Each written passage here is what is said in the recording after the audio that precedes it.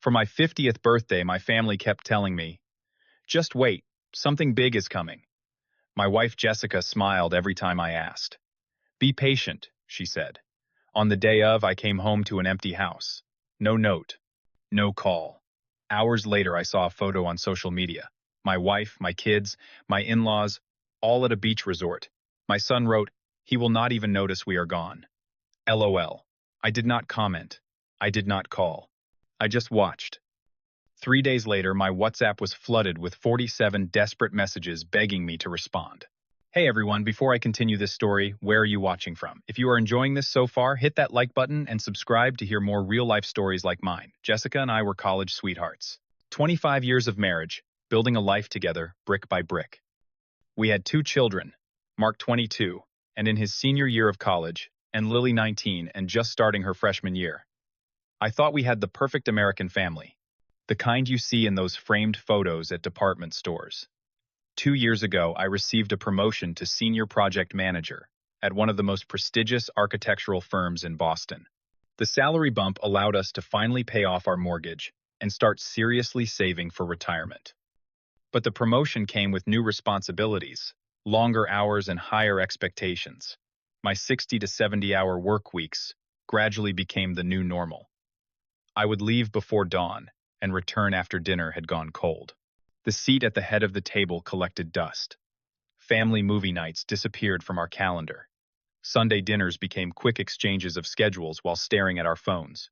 I convinced myself this was what being a good provider meant. Every missed baseball game, every skipped recital, every forgotten anniversary, I justified it all with the bigger house, the better schools, the brighter future I was securing for my family. I never noticed Jessica shifting from supportive to resentful. The way her smile would tighten when I called to say I would be late again. How she stopped asking about my day. The growing silence between us that I was too exhausted to fill. Mark and Lily grew distant too. Our conversations became shorter, more transactional. Need money for books. Car running. Okay, grades good. I reduced parenting to a checklist, convinced myself that financial support equaled love. My own parents had passed away years ago. Dad from a heart attack when I was 30, mom from cancer 5 years later. That made Jessica's parents, David and Martha, my only extended family. They had always favored their daughter in any disagreement, subtle at first, but increasingly obvious as the years passed. When Jessica complained about my work hours, they reinforced her frustration instead of helping her see both sides.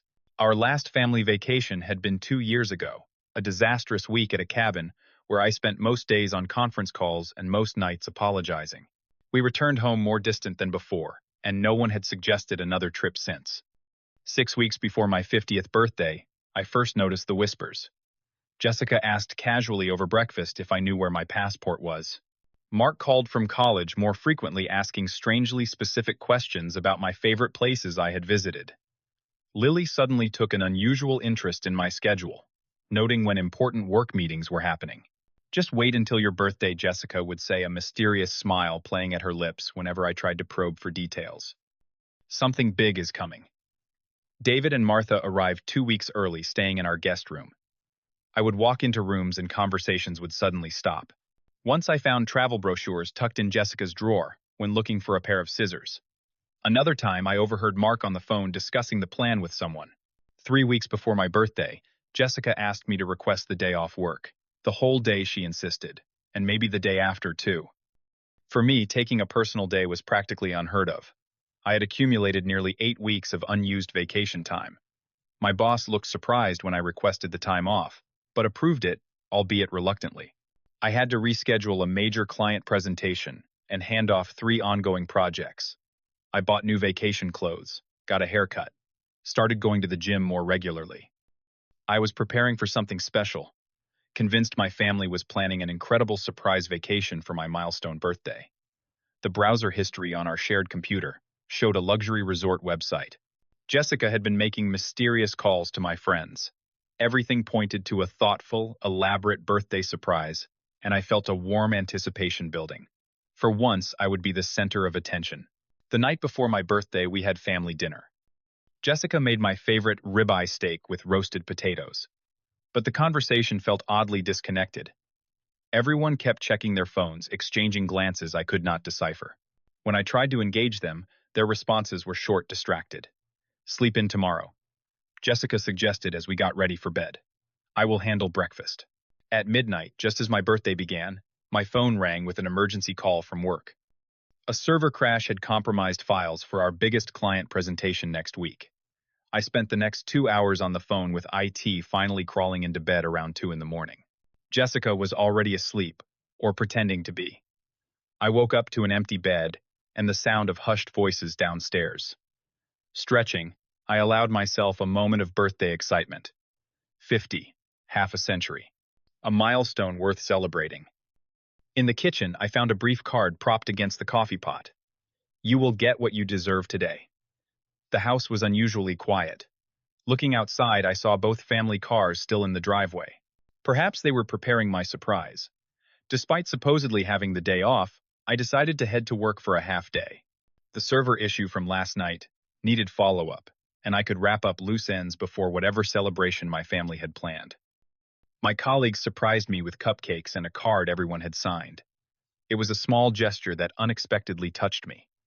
Maybe I had been missing this kind of appreciation more than I realized. Around noon, I received a text from Jessica. Be home by 5. Not earlier. Important. The message reinforced my suspicion about a surprise party. I finished my project early, declined lunch with coworkers, and decided to head home around 2, thinking I might catch them in the middle of preparations and offer to help. The first sign, something was wrong. Both family cars gone, garage door standing open. I called out as I entered the silent house. No answer. Moving from room to room, confusion building. No decorations. No balloons. No wrapped presents. The closets in our bedroom were partially emptied. Suitcases missing. I called Jessica. Straight to voicemail. Mark. No answer. Lily. Nothing. My text showed as undelivered or unread. My confusion morphed into concern, then bewilderment. I checked the backyard, the basement, every room. Nothing but silence. Our neighbor Tim was mowing his lawn when I went outside. Hey, birthday boy, he called. Saw your family loading up the car early this morning. Big trip. Back inside, I checked our family calendar. There was a blank space where I was sure there had been writing yesterday. On the refrigerator, a grocery list with birthday cake crossed out. My heart pounding, I opened our home security app on my phone. The footage showed Jessica, Mark, Lily, David, and Martha loading suitcases into both cars at 7 in the morning. They were laughing. No signs of distress. No indications of being forced. They drove away together while I slept upstairs. I sat at the kitchen table, my mind racing through possibilities. Was this some elaborate surprise? Had there been an emergency they somehow could not tell me about? As I stared at my phone, a notification appeared. Mark Williams was tagged in 8 new photos. My finger trembled as I opened Instagram. The first image hit me like a physical blow. My entire family, Jessica, Mark, Lily, David, and Martha, toasting champagne glasses against a sunset at what was clearly a tropical beach resort. The caption beneath drove the knife deeper. Family vacation time. He will not even notice we are gone. LOL. I scrolled through more photos. An airport timestamp showed 10 that morning, 3 hours after they had left the house. Jessica had posted a selfie by the pool. Sometimes you need to prioritize yourself. Number deserved. In the comments, our friend Sarah asked, "Where is Henry?" Jessica had replied, "He is where he always is, working." Lily had posted to her story a hotel room with 4 beds and the caption, "Best family trip ever." My in-laws shared a group photo with the words, "Nothing beats family time." Number blessed. The location tag showed an exclusive resort in Cancun, Mexico. A 5-hour flight from our home in Boston. Another friend commented on Jessica's post. Thought you were doing the surprise thing. The comment had been deleted, but not before I saw it. I spent the next hour searching our house for any explanation or note they might have left. In the trash folder of our shared email account, I found a deleted travel confirmation, 5 tickets purchased 2 months ago. Not 6. 5. The resort booking specifically covered my birthday week. Our credit card statement showed a significant cash withdrawal, probably for spending money on their trip. Mark had accidentally uploaded a screenshot that included part of their group chat. I could see messages from weeks ago, Jessica. He will probably just work through his birthday anyway. My father-in-law responding, This vacation is the wake-up call he needs. Lily. Is this too harsh for his 50th mark? Dad deserves this, after missing my graduation. Our phone records showed multiple calls between all family members for weeks. Planning, coordinating, conspiring. In Jessica's desk drawer, I found something that broke me completely. A business card for a divorce attorney, with an appointment scheduled for the week after they would return. Even worse, I discovered a draft email from Jessica to her friend Beth discussing next steps after the vacation and whether he will finally get the message or if it is truly over. My 50th birthday, the day I had been looking forward to for weeks, the milestone my family had been promising would be special. And it was, just not in the way I had imagined. I sat stunned at our kitchen table for hours, unable to process the deliberate cruelty of it all, the careful planning, the calculated hurt, from the people I loved most in the world. Physical pain bloomed in my chest. I struggled to breathe. Tears came, then anger, then a hollow emptiness I had never experienced before. I poured myself a glass of scotch and stared at old family photos on my phone. I could see it now, the gradual changes in their expressions, the way their smiles stopped reaching their eyes, the increasing distance between us in each image. The evidence had been there all along, but I had been too busy, too distracted, too convinced of my own narrative to notice. 25 years of marriage, Mark's entire life. Lily's childhood. Had I really been so absent that they felt justified in this collective punishment?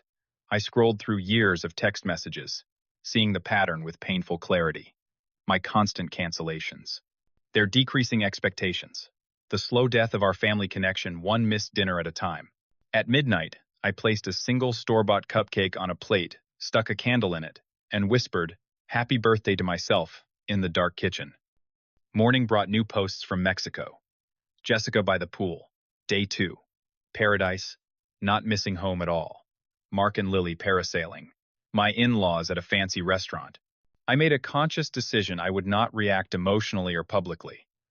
I would not give them the satisfaction of knowing they had hurt me, or the drama they clearly expected. Instead, I began methodically documenting everything. I took screenshots of all social media posts. Screen recorded their conversations mentioning the plan. Downloaded email archives showing evidence of premeditation. Reviewed bank statements revealing the vacation costs. Jessica sent a casual check in text. House still standing, I did not respond. My friend Thomas called Jessica, told me you could not get time off for the family trip. Tough break, man. My coworker Emma texted. Your wife said you chose to work instead of the birthday trip. You work too hard, Henry. They were not just excluding me. They were actively rewriting the narrative. I continued monitoring their posts. Martha shared a dinner photo with the caption, "Family that matters." The knife twisted deeper. On day 2, the first confused text arrived from Mark Dad. You usually text by now asking if we are wearing sunscreen. I did not respond. I called my boss first thing in the morning. Family emergency, I said. Need to take the week. He approved it, immediately concerned by the tone of my voice. Next, I contacted my college roommate Jack, now a family attorney. We met for coffee, and I laid out everything that had happened. He listened without judgment, then outlined my options without pushing me toward any particular decision. Take your time, he advised. Do not make permanent decisions from temporary emotions. I spent the day securing my finances, not emptying accounts but ensuring Jessica could not either. Changed passwords on my personal accounts. Documented all home contents with photographs. I wrote a detailed timeline of events with all the evidence I had gathered. Then I called my therapist, whom I had not seen in years, and scheduled an emergency session. That night, I deliberately stayed offline. No checking their posts, no looking at their continuing vacation photos. Instead, I set up a temporary bedroom in my home office and focused on self-care. Ordered good food. Watched a movie I had been wanting to see. Called an old friend just to talk. On day 3, Lily left a worried voice message. Dad, are you okay? You have not posted birthday photos or anything. Jessica sent her first concerned text, Henry. You have not responded all trip. Everything all right. Their messages escalated throughout the day. Jessica, Henry, please respond. Mark, Dad, this is not funny. Lily, Dad, we are getting worried. Jessica, I called the neighbors, and they said your car is gone. Mark, Dad, seriously, just text back. Martha, Henry, Jessica is very upset. Please respond. David. This is childish behavior, Henry. Jessica Henry. I am calling the police if you do not respond in an hour. By evening, my phone showed 47 unread messages across family members. Their tone had shifted from casual to concerned, to panicked. That evening, Jessica called our neighbors in desperation. Mark's Instagram was suddenly private vacation photos removed. Lily posted, "If anyone has seen my dad, please contact me." My in-laws began calling my friends and colleagues. Jessica's sister called me directly, revealing that the family had expected angry calls and texts from me, not silence. They had prepared for rage, not disappearance.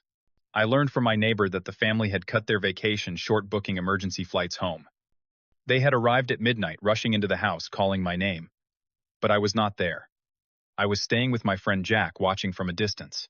The security cameras I had installed showed their panicked searching of the house, Jessica crumbling onto the kitchen floor, when they realized I was truly gone.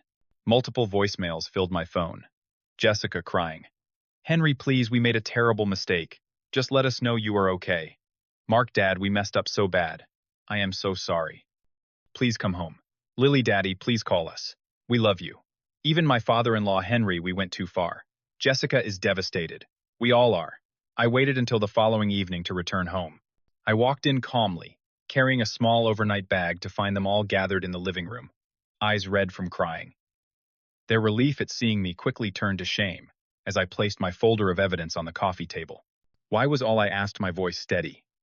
Jessica spoke first, tears streaming down her face. "It was supposed to be a wake-up call. You have been absent for so long, Henry. Physically here but mentally gone. We thought shocking you would make you see what you have been doing to us." Mark admitted his resentment had been building since I missed his college graduation ceremony for a client meeting. Lily, my sweet Lily, confessed she felt like a ghost daughter for years, someone I acknowledged but never truly saw. My in-laws defended their participation as an intervention that had gone horribly wrong. I listened to them all without interruption.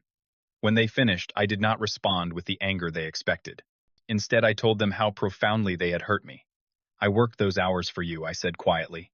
"Every missed dinner, every canceled weekend, it was all to give you the life I thought you wanted. I made mistakes. I got priorities wrong. But what you did was deliberate cruelty. You planned for weeks to publicly humiliate me on my 50th birthday." I showed them the changes I had already made. A leave of absence from work, individual counseling appointments scheduled for each of us, and family therapy sessions booked. "We have two paths forward," I told them. "Either we rebuild something new with complete honesty, or we accept that what we had is broken beyond repair. But either way, things will never be the same." I refused their offers of immediate forgiveness or quick resolution. True healing would require time and genuine change from all of us. I moved into an apartment, temporarily needing space to process everything. We all began individual counseling sessions. I confronted my workaholic tendencies, understanding they stemmed from my father's constant financial struggles when I was a child. I had been trying to give my family the security I never had, but ended up giving them the absence I had resented in my own father. Jessica confronted her passive-aggressive conflict avoidance, how she had let resentment build for years, rather than having difficult conversations. The children expressed years of built-up emotions honestly for the first time. Family counseling revealed a deeper communication breakdown than any of us had realized. We had all been playing roles instead of being authentic with each other. I made significant career changes, stepping back from the senior position to a role with more reasonable hours. Jessica and I had painful but necessary conversations about whether our marriage could survive. 3 months later, we had our first tentative family dinner. 6 months later, we could have honest conversations without a counselor present. 9 months after the birthday incident, we took a weekend trip together, with new boundaries and expectations. When my 51st birthday arrived, we celebrated authentically. No grand gestures or expensive trips, just genuine presence and appreciation. The profound lesson I learned through this betrayal was that success is meaningless without connection. All the promotions, all the bonuses, all the prestigious projects, none of them filled the empty chairs at our dinner table. Jessica learned that resentment voiced in harmful ways destroys the very connection she was trying to restore. My children learned that healthy conflict resolution comes from honesty, not dramatic gestures or public shaming. Forgiveness did not come easily or quickly. Some days I still struggle with the memory of that empty house, those vacation photos, the deliberate exclusion. But I have found strength through this betrayal I never knew I had. Our family has been rebuilt on a foundation of honesty, rather than performance. We are not perfect. We still argue, still hurt each other sometimes. But we no longer pretend. And that authenticity has given us a chance at real connection. Have you ever experienced a betrayal that ultimately led to positive change in your life? Share your story in the comments below. If this resonated with you, please hit that like button and subscribe for more real-life stories about healing from betrayal. Thank you for listening, and remember, sometimes our deepest wounds become our greatest teachers.